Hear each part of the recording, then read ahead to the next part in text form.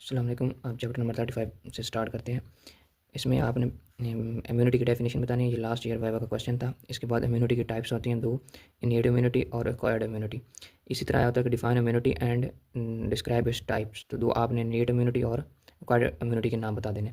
फिर अलग अलग से डिटेल इनेट इम्यूनिटी क्या होती है, उसके डिफरेंट एस्पेक्ट्स लिखे हुए हैं। ये चार उसने लिखे हैं। ये आपने बता देना कि इनेट इम्यूनिटी के अंदर कौन कौन सी चीज़ें आ जाती हैं जो हमारी इनेट इम्यूनिटी बना रहे होते हैं, जो पैदाइशी तौर पर होती है। और उसके बाद एक्वायर्ड इम्यूनिटी में दो तरह की मज़ीद आ जाते हैं। पहले आपने एक्वायर्ड इम्यूनिटी की डेफिनेशन या अडाप्टिव इम्यूनिटी की डेफिनेशन बतानी है।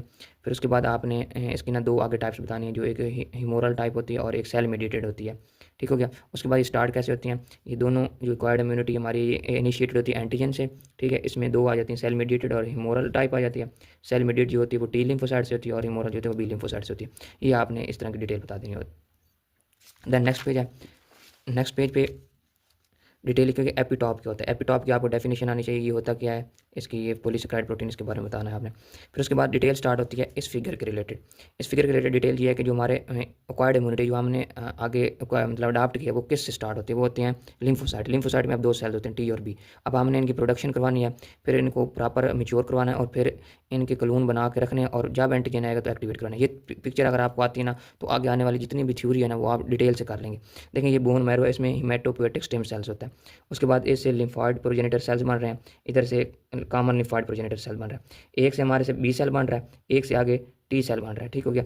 अब बी सेल अंदर इधर ही मिच्योर हो जाता है। देखो बी सेल इधर मिच्योर हो गया, लेकिन ये वाला जो सेल है ना प्रोजेनिटर सेल, ये देखो थाइमस के अंदर गया, वहाँ पे मिच्योर हुआ है। तो ये आपने डिटेल आगे मिच्योर आगे थ्योरी पढ़ेंगे ना, तो बी सेल कहाँ मिच्योर हो रहे हैं, तो वो दो जगह पे होते हैं, लीवर में होते हैं और बोन मैरो के अंदर होते हैं। फिर इसी तरह इनकी मैच्योरिटी के बारे में बताना है, कहाँ पे मैच्योर हुए। उसके बाद ये बी सेल लिम्फोसाइट बन गए, इधर से टी लिम्फोसाइट बन गए। आगे फिर ये चले जाते हैं, ये हमारे साथ इस तरह के ना ये पड़े हैं, ये टी सेल पड़ा है, ये बी सेल पड़ा है। अब देखो इन पे एंटीजन एक्ट करेगा, तो ये टी सेल अपना एक्टिवेटेड टी लिम्फोसाइट बन जाएंगे, और बी सेल पे एक्ट करेगा तो प्लाज्मा सेल बनेंगे, फिर एंटीबॉडीज बनेगी। तो यही सारी डिटेल आगे लिखी हुई है इस थ्योरी में भी, इसमें भी, कि मैच्योरिटी दोनों की कहाँ पे हो रही है। उसके बाद मजीद डिटेल देखनी है तो इसमें देख सकते हैं आप टी और बी की।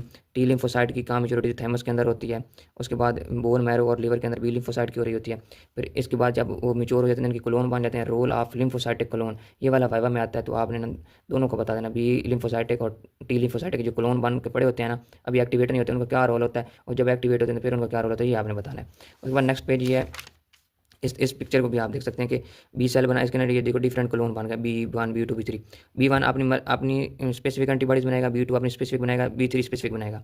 अब जो एंटीजन की मर्जी है कि इसको एक्टिवेट करेगी, एंटीजन की नेचर को देख के इनमें से एक स्टिमुलेट होगा, वो आगे आएगा, फिर वो डिवाइड होता जाएगा और एंटीबॉडी उस एंटीजन के मुताबिक बनाएगा। तो ये बातें सारी आपने बतानी है। उसके लिए बेहतर ये कि आप ये देख लें कि स्पेसिफिक एंटीजन आके ना एक क्लोन को स्टिमुलेट करिए। ये बात ना आप इंपॉर्टेंट है। स्पेसिफिक एंटीजन आएगा, एक्टिवेट करेगा बी लिम्फोसाइटिक क्लोन को, ये क्लोन पड़े इनमें से एक को स्टिमुलेट करेगा, जैसे लिम्फोब्लास्ट बनेगा। लिम्फोब्लास्ट से आगे प्लाज्मोब्लास्ट बनता है, प्लाज्मोब्लास्ट चेंज होता है प्लाज्मा सेल में, प्लाज्मा सेल फिर एंटीबॉडी बनाता है। ये सारी जितनी भी थ्योरी लिखी हुई है ना, इसके बारे में लिखी हुई है। ये वाली आप लाइन लिख लें तो आपका ना सारा हो जाएगा। उसके बाद टी सेल के बारे में भी है कि स्पेसिफिक एंटीजन आएगा और उसको स्टिमुलेट करेगा। फिर आपने आया ना यहाँ से स्टार्ट करना है। बाकी ये सारे वही बातें हैं कि जो किस तरह स्टिमुलेटर है और किस तरह आगे काम कर रहा है। नेचर ऑफ एंटीबॉडीज़, एंटीबॉडीज़ की नेचर ये आपकी बायोकेमिस्ट्री में भी है, फिजियो में भी है। पॉइंट टाइप्स होती हैं, ठीक है। इसको गैमा ग्लोबुलेंस कहते हैं, क्योंकि अल्फा ग्लोबुलेंस भी होती हैं, बीटा भी होती हैं, गैमा भी होती हैं। ये गैमा ग्लोबुलेंस है हमारी। अच्छा, उसके बाद इसके स्ट्रक्चर आपको आना चाहिए। आप बायोकेमिस्ट्री में भी इसका स्ट्रक्चर पढ़ेंगे, लाइट चेन और वेरिएबल पोर्शन, कांस्टेंट पोर्शन, और ये डाइसल्फाइड ब्रिजेस किसके दरमियान होती हैं, ये आप उस डिटेल में पढ़ लेंगे बायोकेमिस्ट्री में भी। अब इसकी नेचर ऑफ एंटीबॉडी बताने के बाद ये वाला जो स्पेसिफिसिटी ऑफ एंटीबॉडीज है, ये वाला आपका नहीं है। फिर 5 जनरल क्लासेस ऑफ एंटीबॉडी से आपने स्टार्ट करना है। इसमें फार्मूला याद रखना है, गेम डी वाला, ये पॉइंट टाइप्स बन जाएंगे GAME और D। ठीक है। उसके बाद वही बातें जो आप बायोकेमिस्ट्री में भी देखेंगे, यही वाला टॉपिक उधर भी शामिल है। तो कौन सी एंटीबॉडीज़ है जो प्लेसेंटा क्रॉस करती है, वो IgG एंटीबॉडीज़ है जो प्लेसेंटा क्रॉस करती है, IgM जो होती है। फिर बताना है कि कौन सी एंटीबॉडी जो प्राइमरी रिस्पांस में पैदा होती है, कौन सी है जो सेकेंडरी रिस्पांस में पैदा होती है। IgG जो होती है वो सेकेंडरी रिस्पांस में है, IgM प्राइमरी रिस्पांस में है। इसी तरह कौन सी एंटीबॉडीज़ है जो attached on bacteria and stop there entry into body, तो IgA एंटीबॉडी होती है, वो प्रेजेंट कहाँ होती है, सलाइवा मिल्क। इस तरह की चीज़ें ना बायोकेमिस्ट्री से भी आप पढ़ लेंगे और इसमें भी देखनी है। ठीक हो गया। तो उसके बाद है कि ये ऐसे यूज लगता है, लेकिन यहाँ से आपने देखना है कि ये वाइवा का क्वेश्चन है, mechanism of action of antibodies. अब एक एंटीबॉडी एक्शन कैसे करती है, उसके दो तरीके हैं, या तो डायरेक्ट अटैक करती है या एक कंप्लीमेंट सिस्टम एक्टिवेट करती है। डायरेक्ट अटैक के लिए ये चार जो पॉइंट लिखे हैं आपने ये रट लेने, इसी तरह वाइवा में आए तो ये बता देना डायरेक्ट पॉइंट। अब कंप्लीमेंट सिस्टम क्या होता है, कंप्लीमेंट सिस्टम होता है, पहले डेफिनेशन बतानी कंप्लीमेंट सिस्टम की, कि ये 20 प्रोटीन का सिस्टम होता है, इसमें एंजाइम प्रिकर्सर बनते हैं, फिर आगे डिफरेंट टाइप के फैक्टर बनते हैं जो कि ना ऑर्गेनिज्म को मारते हैं। उसमें ना एक्टिवेट इस सिस्टम में ना एक क्लासिकल पाथ हो जाता है। ये वाला आपने पाथ वे रट लेना इस तरह, किस तरह एंटीबॉडी हमारे पास एंटीबॉडी थी, उस पर एंटीजन लगा तो एंटीजन एंटीबॉडी कम्प्लेक्स बन गया, उसने डिफरेंट ना प्रोटीन को एक्टिवेट करना शुरू कर दिया। तो इस तरह ये पाथवे C1 था तो उस पर एक्ट किया तो C1 एक्टिवेट हो गया, फिर C1 एक्टिवेटेड ने इस पर एक्ट किया तो ये बन गया, फिर इस एक्टिवेटेड सब्सटेंस ने C3 पे किया तो ये बन गया। इस तरह ये तरतीब याद करनी है आपने। इसका सबसे मेन चीज़ जो MCQs में आती है, ये जो आगे प्रोडक्ट बन रहे हैं ना C3A C3B और C5B6 7 8 9, इनकी ना वो काम पूछता है आपसे, इनका वर्किंग क्या है। C3B क्या होता है, ये करता है activate mast and basophil cell. C5A बहुत पूछता है, ये कीमोटैक्सिस यानी ऑप्सोनाइजेशन में कौन सा यूज़ हो रहा है वो बताना है आपने। उसके बाद ये साइटोलेटिक कम्प्लेक्स क्या होता है या मेम्ब्रेन अटैक कम्प्लेक्स, इसका नाम बताना है। तो इनके ना फंक्शन पूछेगा।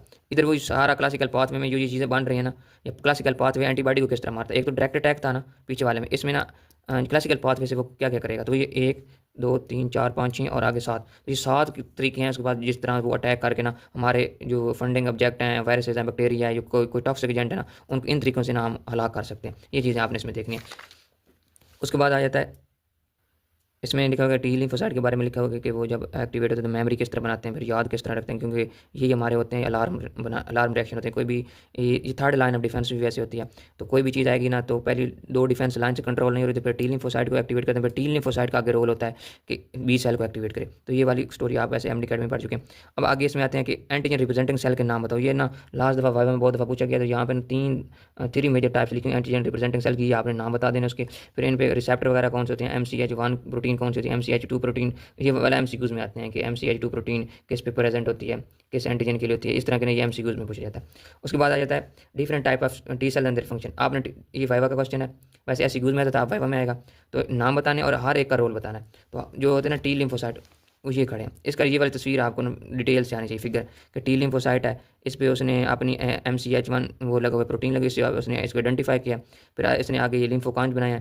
फिर ये साइटोटॉक्सिक टी सेल, ये सारा उसने ना एक पाथवे एक्टिवेट करवाया। ये पाथवे एक्टिवेशन प्रॉपर आपको आना चाहिए कि हेल्पर टी सेल्स किस तरह ना अपने आप को रेगुलेट कर रहा है, बाकी चीज़ें कैसे बनवा रहा है, बी सेल को कैसे एक्टिवेट कर रहा है, बी सेल से आगे ये चीज़ें बन रही हैं, साइटोटॉक्सिक टी सेल क्या बना रहा है। फिर ये टेबल नहीं करना, 3 टाइप्स थी। टी हेल्पर सेल्स होते हैं हमारे पास, साइटोटॉक्सिक टी सेल्स होते हैं और रेगुलेटरी टी सेल्स होते हैं। अब टी हेल्पर सेल तो आपने ये देख ली किस तरह काम कर रहा है। बाकी हैं साइटोटॉक्सिक और रेगुलेटरी, उनका ना काम यहाँ पे आगे स्टार्ट होता है।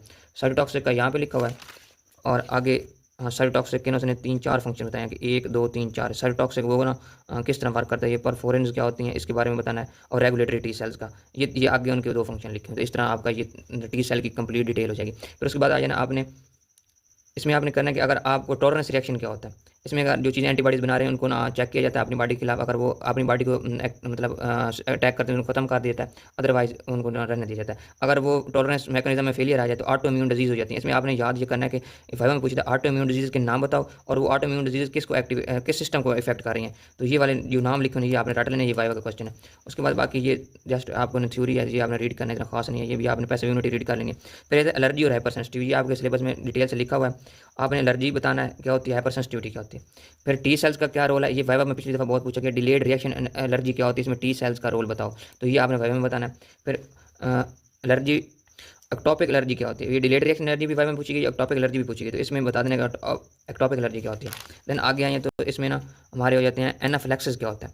एनाफिलैक्सिस वैसे वाइवा में पूछते हैं कि किस वजह से एनाफिलैक्सिस हो रहा है, उसकी काजेस बताओ और किन किन जो हमारे सेल्स इन्फ्लेमेटरी उनकी वजह से हो रहा है। फिर एट्रिकेरिया क्या होता है, स्किन्स में ये एलर्जिक रिएक्शन हो रहा होता है, इसमें हाइव्स बनते हैं। ये MCQs में आया होता है कि हाइव्स क्या होते हैं, जो जिसमें हाइव्स बन रहे हैं उसको एट्रिकेरिया कहते हैं। अगर नोज़ में एलर्जिक रिएक्शन हो जाए तो उसको हे फीवर कहते हैं। ये MCQs वगैरह खड़े हैं। इस अस्थमा का जो रिएक्शन हो रहा है वो किस वजह से हो रहा है, तो ये उसने बताना slow reacting substance of anaphylaxis and other 3 leukotrienes, तो ये बता देना। और इसकी ना इसका जो इलाज वगैरह वो यहाँ पे लिखा हुआ नीचे, ये देख लेना आपने।